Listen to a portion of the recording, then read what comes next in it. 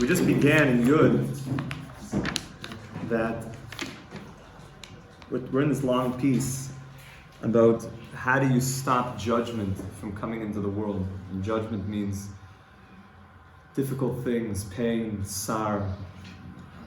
Just look around the world right now. There's a lot of judgment. There's a lot of problems. There's a lot of people getting squeezed. My neighbor just below me in my building just passed away.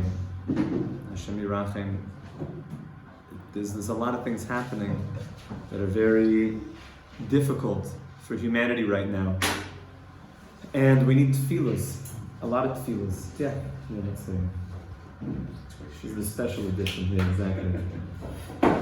And we're explaining now that the way that we're going to the way to cancel out all the judgment is we have to bring Hashem to all of humanity. We can't stop until that happens. The mission of Yisrael is to be Or Lagoyim, to be a light unto the nations. And Reb Noach knew that, and he pushed that very, very strong. So if you're here and you're listening to this, it means that there's a mission that you have, that you heard something, you heard a calling. And then we explained the way to bring Hashem to humanity is through Yaakov. And Yaakov, the way that he relates to Hashem is in the way of a home. Is a bias. And a bias is a place that's very close. So we're in Dalet. We began Dalet. I want to see a lot inside today. So just hold on to your tzitzis and let's hold on tight.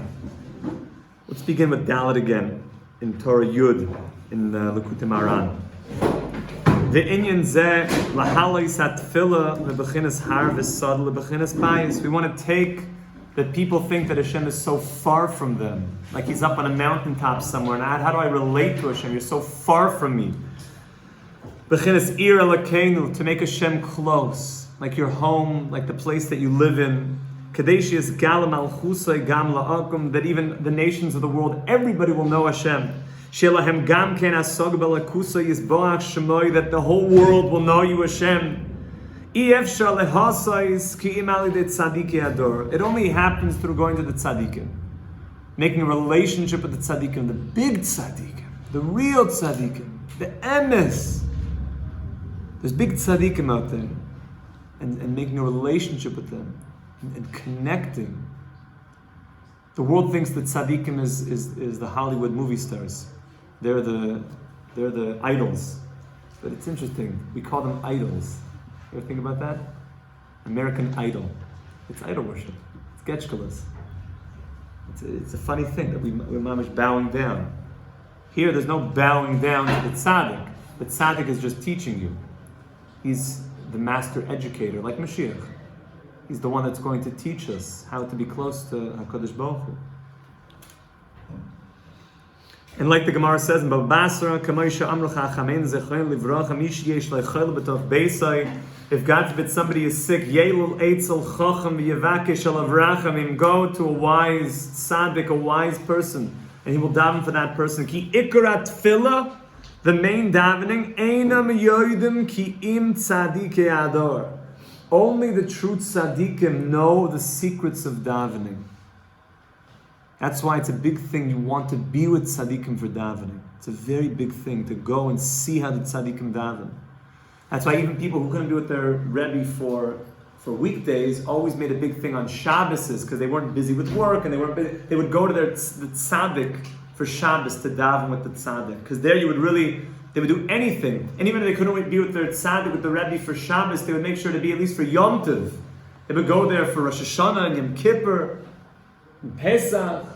They would go on Purim to see their Rebbe. There's a mitzvah to be Mekabel Pnei Rabbi. Remember we learned that Torah before? Mekabel Pnei Rabbi is you actually receive his face. That was a very deep Torah. That was, wow, like the sun and the moon. Gavaldik.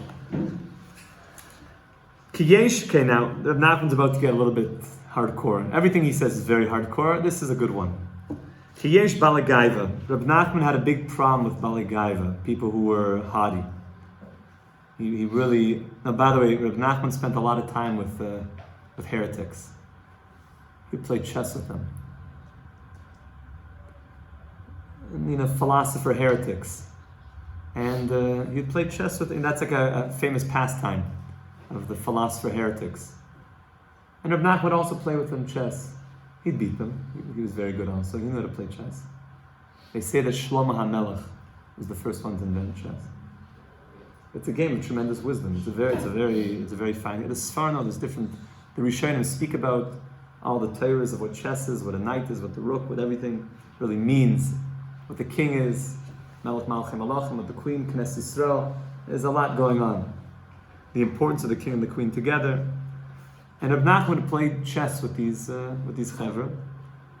And one of the classic lines that Reb Nachman would say to them, it was known that usually heretics have a lot of haughtiness. They're very they know everything.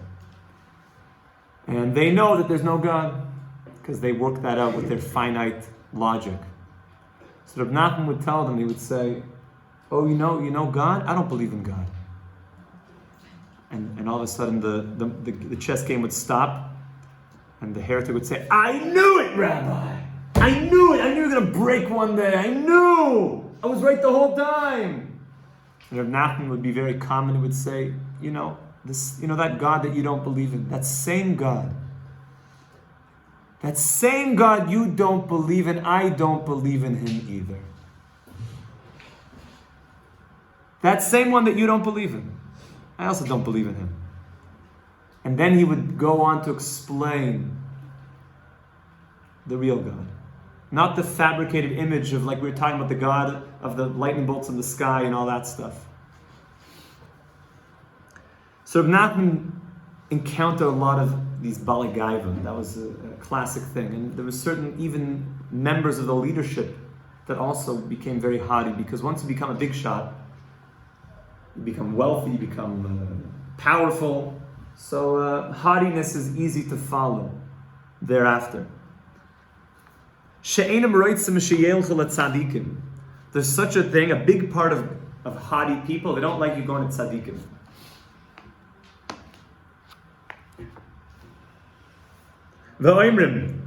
And they say, don't, you don't need to go to the tzaddik, you just stay by me.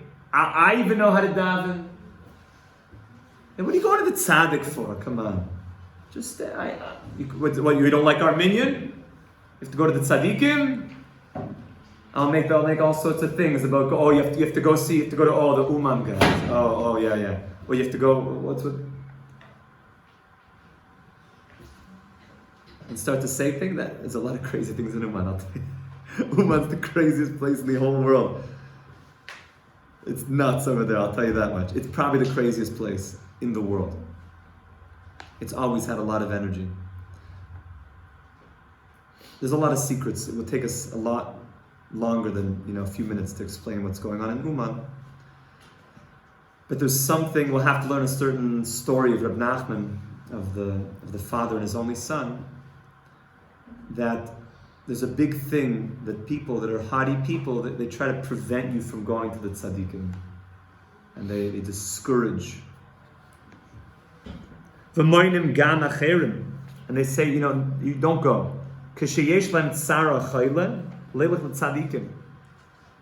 Even if you're in pain and you say, I want to go see the tzaddik. We're talking, let's say, people that are alive right now. And we know that tzaddikim, what does the Gemara say? Tzaddikim, even when they're dead, they're alive. Spiritually. Because they spent their whole life being more alive. Life doesn't just mean a beating pulse. Life means connected to the source of all life, Hashem.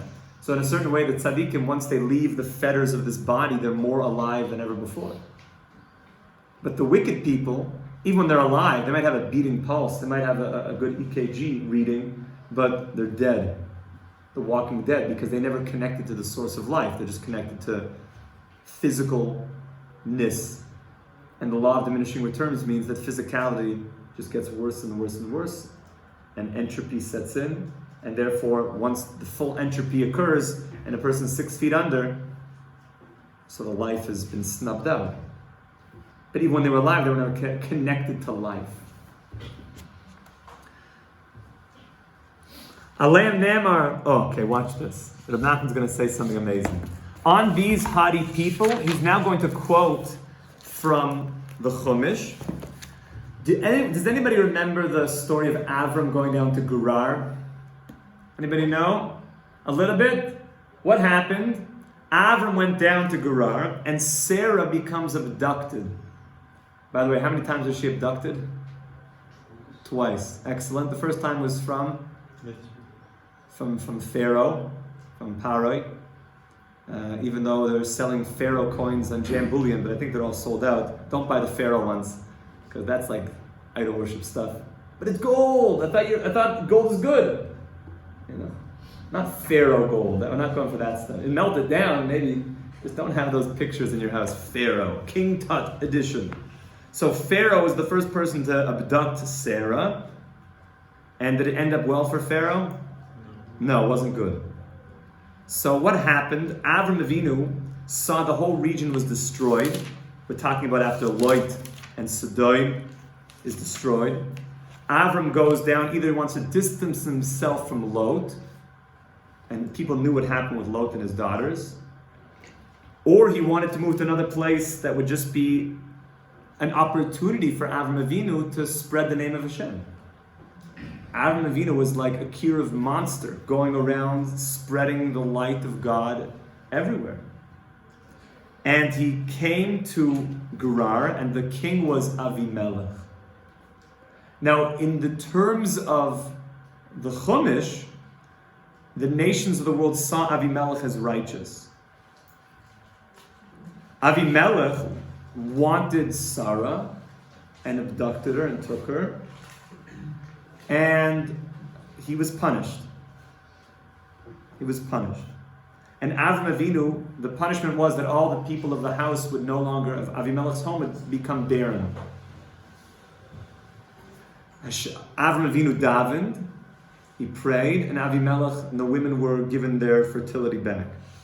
And Sarah was returned to Avram Avinu. Okay?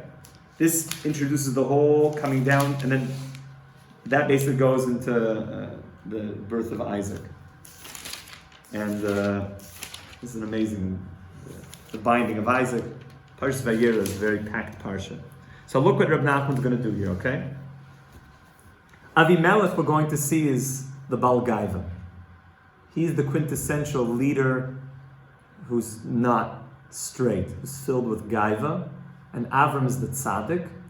And Sarah is the power of tefillah. She represents Malchus. She represents the kingdom of Hashem as seen through the power of tefillah, which is held by the tzaddikim.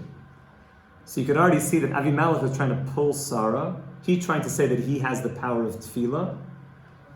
But Hashem is punishing Avimelech because it was not done properly. And Avram Avinu is the real tzaddik who has the power of tefillah to rescue Sarah, the queen, and essentially bring the Shekhinah back to the world. Let's see that inside of Nachman. Aleim Nemar, Hashev Eishes Ha'ish, to give back Sarah, make sure that Sarah is returned. Ki zeh habal hagaiva mechuna beloshen Avimelech. The Balgaiva, the person who's the Balgaiva, the haughty individual, he's called Avimelech. Now, where do you see that in the words Avimelech? Rav Nachman's going to make a remez. Avi is Lashon Rotzen. He's going to bring proofs to that. Avi means I want something. Ki roitze limloich. Avi, I want Melech. I want to be the king. I want to be the sole king and nobody else. Avimelech. Hainu Avimelech. Ki be'emes tzaddik Moshe b'tfilosai. The real tzaddik, through his davening, chooses what will happen in the world. So you might say, but I thought Hashem chooses what's going to happen in the world.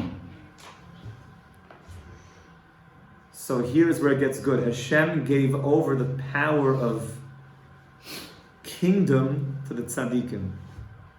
That when they decide something, Hashem says, it's good. We're going to fully see this revealed when Mashiach comes. It's going to be revealed for everybody to see, but now the tzaddikim have this, but it's not as explicit as we're going to see it when Mashiach comes, but it still is explicit.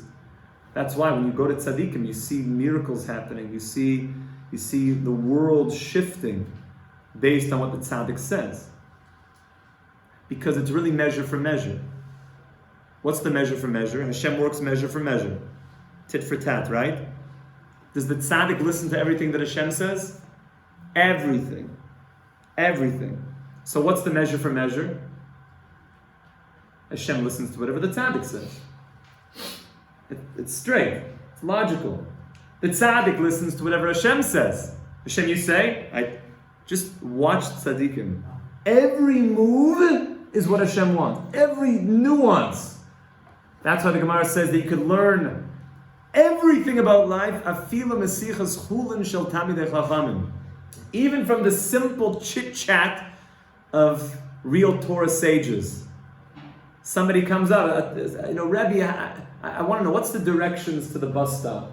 So you might think, you have to listen to the way that the Rosh Shiva tells you how to get to the bus stop. The way Rosh Shiva answers a question about the basic things. Yeah, because he is Torah. Every move, every nuance is what Hashem wants. So Hashem says, you do whatever I say, I'll do whatever you say. So Avram represents the tzaddik that has Moshe, that whatever he wants, he is the true power of tefillah. Kamoshe calls it tzaddik Moshe. The tzaddik is Moshe. The tzaddik has this power of kingdom. That's why the tzaddik is called the king. The tzaddik is, the Gemara says, Man Malchei Rabbanim, who are the true kings, the tzaddikim. Avimelech is a fake king. There's a lot of fake kings out there in the world. Just open up the newspapers, look at some of the kings. I was looking at one of these kings recently. Really? With all the guys there. I one time I think I told some of the guys, one of the kings in Africa. He came to Israel. He was on the run from his own people. And on his passport it said roi. Roi is French for king.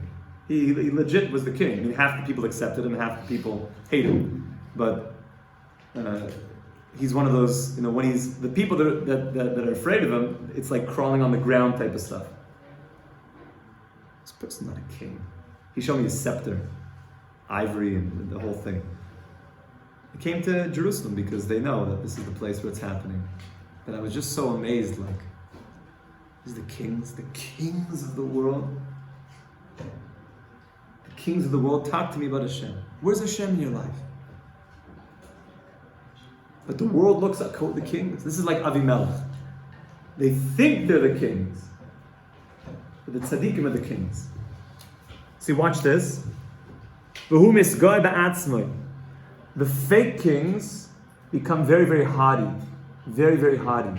They love the people that are groveling at their feet. They love the power, the might of Avimelech. They love that. Is that a king? Is that a true king? Not a king. The tzaddikim, like we mentioned before, who are nothing. They're the kings.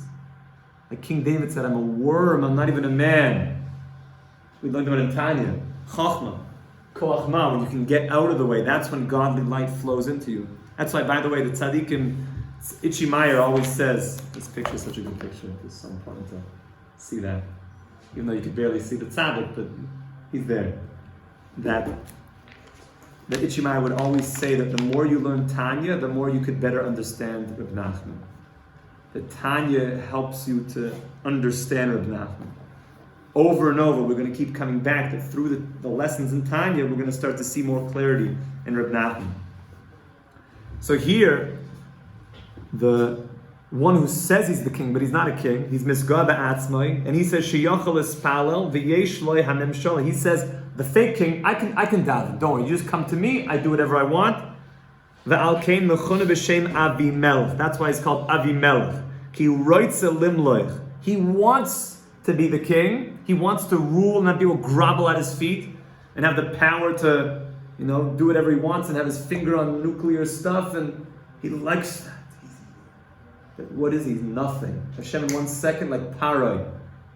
Paro's nothing. He's nothing. He looks like he's big stuff, but when did Hashem catch him in the end? Well, first Moshe Rabbeinu saw him going out to the Nile with his pants down. Paro, what's going on over there? Oh, Moshe! You need some TP, Paro? Fake. And then when was the final plague done? All your kids will be singing this song. Paro with pajamas be'emtza v'layla. Paro wearing pajamas in the middle of the night. Paro with pajamas in the middle of the night. Oy, oy, oy, oy, oy. That's like a kid's song. It's a good one, right? You never heard that one? because that was when the final plague came. That Paro was mamish in pajamas in the middle of the night, and boom, the final plague hits. The whole thing is like so embarrassing. The king, the pharaoh of the whole world, is like caught in his little pajamas, his little nightcap. Oi! To show that you think that you're the most dignified person in the world, and Hashem says, if you're against me, you're nothing. You're nothing. That's what the Zohar says. The higher they are, the higher they fly, the bigger the crash is.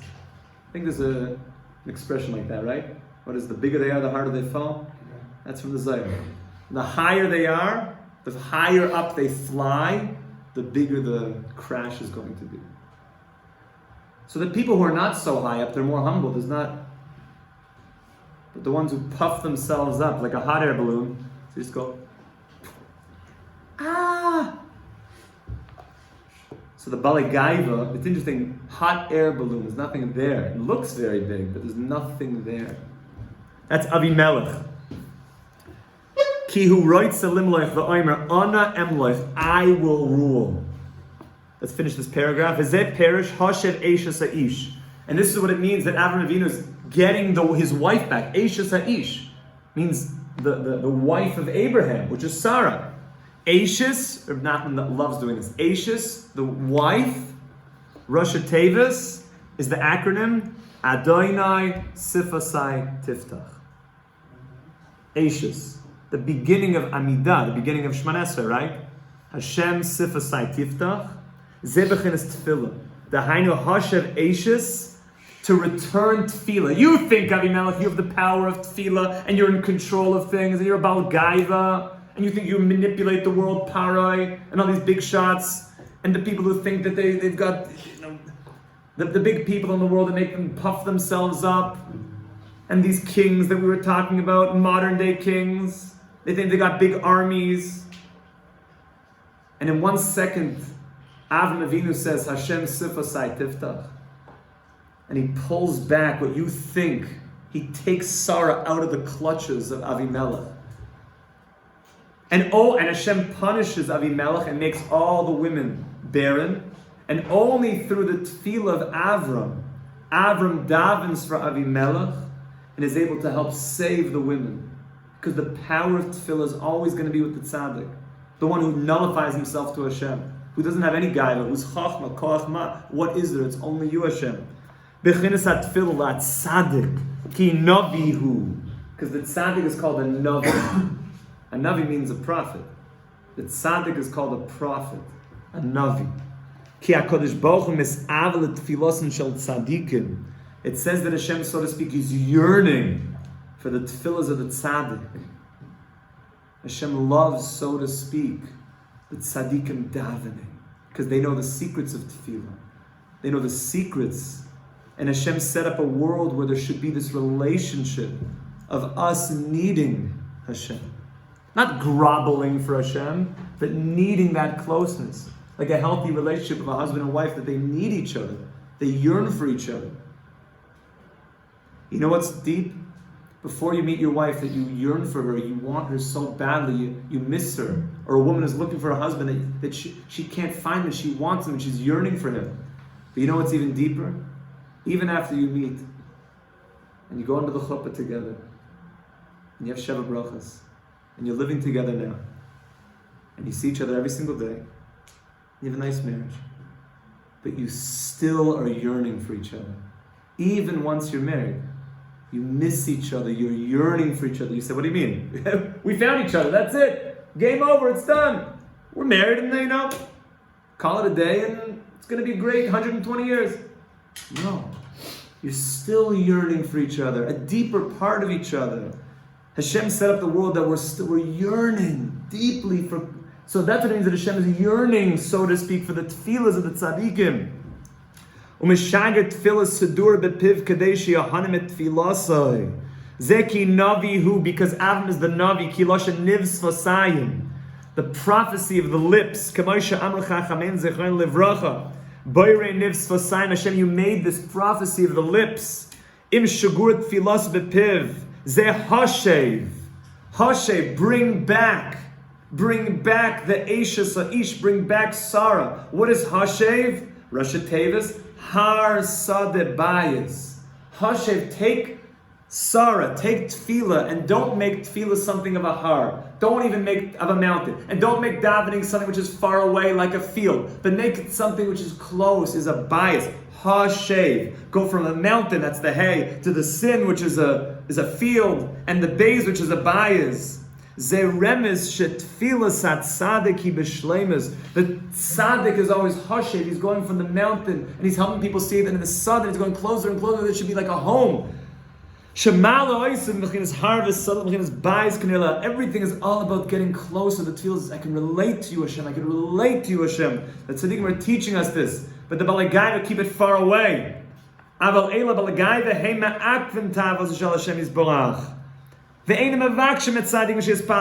say, don't go to the tzaddikim.